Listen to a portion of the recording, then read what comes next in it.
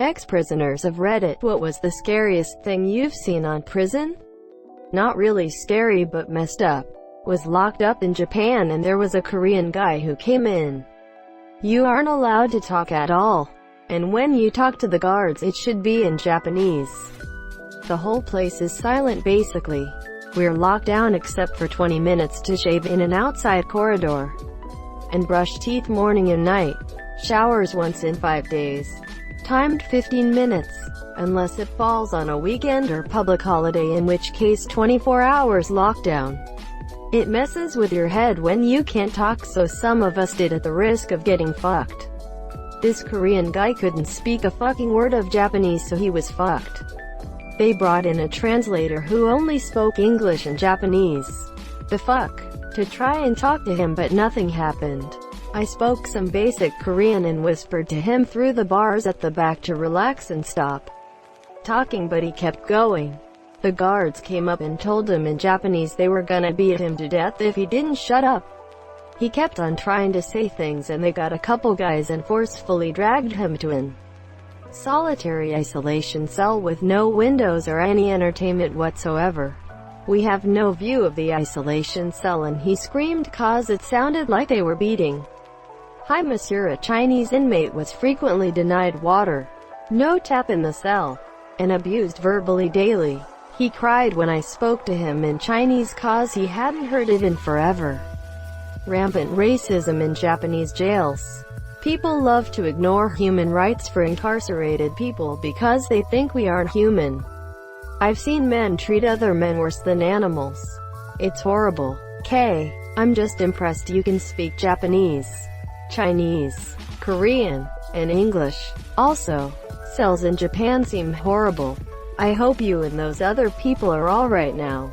My ability to speak Japanese saved me from the racism in the jail. I can speak many languages. The guards were quite impressed that my Japanese was so good. And I never caused trouble in the jail. I talked to my cellmate all the time. My mindset was, stay calm. You're gonna get out. You're not gonna do time. They actually warned me not to talk to the other foreigners who could speak English, Chinese and Korean, but I did anyway. One of the guards told me, what are you doing? A guy like you shouldn't be in jail. Get out and do something with your life. Well guard, I'm on Reddit. Look at me go.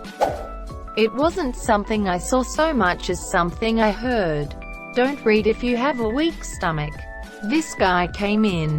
Very scary dude. He was openly a necrophiliac.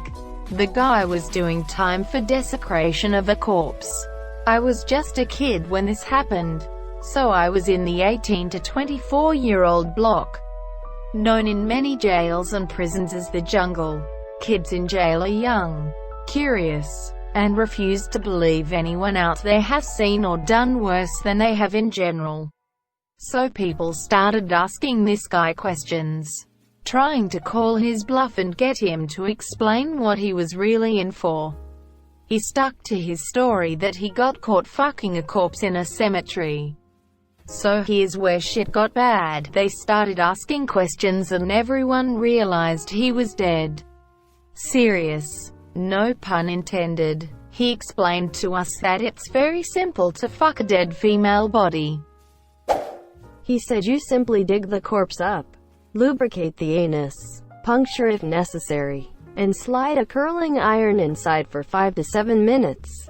He explained the vagina's close proximity to the anus caused this to warm the vagina up and make it feel lifelike. He said any scarring or burning to the anus didn't matter, as this was all about making her feel alive while you needed her and nothing else mattered. The utter matter-of-fact manner in which he explained it all, coupled with his jacket papers showing what crime he was incarcerated for, showing he was in for desecration of a corpse. No one asked him anything after that. No one messed with him or got in his way. Not even groups of dudes ever messed with Hi Monsieur. I saw some savage beatings. Met some killers, rapists, armed robbers, truly scary, awful people. Nothing stuck with me like that, though. 12 years later, I still will think about that guy sometimes and get the creeps. This makes me want to be cremated even more. They just add water and use you as lube. Not me. But this is a story that makes me shiver whenever I think of it.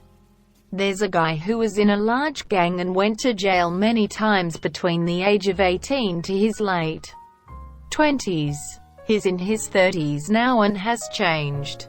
Left the criminal underworld and now travels the country and holds lectures to teenagers about his life. And how if you're involved with gangs, seek help to get out. Don't ever go down that path. The first time he went to jail, at 18 years old, it was night and he was trying to sleep.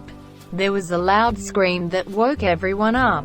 Both guards and other workers ran to the cell where the scream had come from, where one inmate had thrown a liter of boiling cooking oil that had been boiled at the highest temperature for over an hour in another inmate's face.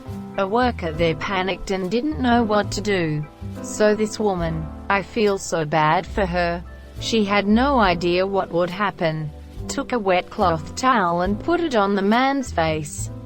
When they tried to remove it, the man's skin and flesh just peeled off with it. Pretty much his entire nose was ripped off, along with parts of his cheeks, chin, an eyelid, etc. Just hearing about it is horrifying. He's still alive. Last that the guy who told the story heard, the man has had several surgeries.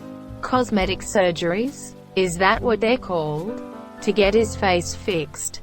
It's still horribly disfigured. Yikes. I've got to wonder how someone gained access to that much oil in the facilities to heat it. Also, that type of surgery would be considered reconstructive since it's fixing damage. Cosmetic implies elective things like facelifts and such. I live in Sweden where prisons let inmates learn how to cook. In all fucking honesty, I have no idea why. Maybe for when they'll be released. Maybe to pass the time. And they're all given a small amount of products every week. The inmate that threw the oil had heated it before lights out and had saved up oil for a few weeks. The cartel cornered me because they thought I snitched on them for a cell phone. Dozens of eyes staring me with the intent to kill. Until my ex-bunkie, one of the leaders, came over and vouched that I was legit and never said a thing about the stuff he did. The guy they were really looking for checked into solitary the next day. And I was cool again. So I had this friend I hung out with all the time when I was a teenager and his dad had been to prison a few times. I used to go over and smoke weed with my friend and his brothers, and sometimes his dad would hang out with us for a bit. One night when we were all drinking, he decided to tell us all a story from his prison days. When he was close to being released, he decided he wanted to do something nice to surprise his wife. So he cut his penis and put some balls underneath the skin and let it heal, with the idea that it would make sex better for her. Guess as a thank you for waiting for him and taking care of the kids while he was in prison. This was years later and he still had them in. I could have lived 1,000 lifetimes without hearing that story and been perfectly happy. I too could have lived for 1,000 lifetimes and never heard that story and been perfectly happy. Inmate who was suicidal and selling heroin ate everything and died. A friend just got out a few days ago. He did 5 years in California on a level 4 yard, which I think is the highest SNEWay. He said while he was in there, a guy came in who was what they consider an affiliate. They aren't part of the gang, but have done things in the past to help and thus earn protection. So, this quiet guy gets matched with a big ugly lifer, tattered to the gills and with an anger probable monsieur. Well, after a few weeks, after lights out, this big lifer starts picking on the little guy. No one knows what they fought over. But at head count the next morning, the CO looks in and finds the little guy smoking a cigarette with blood everywhere and nothing but a skull next to hi monsieur apparently.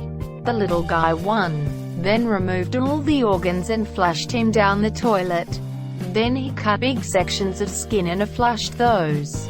Then the muscles. Even the bone was cut up or broken and flushed. Then he had some Folgers instant coffee and a cigarette.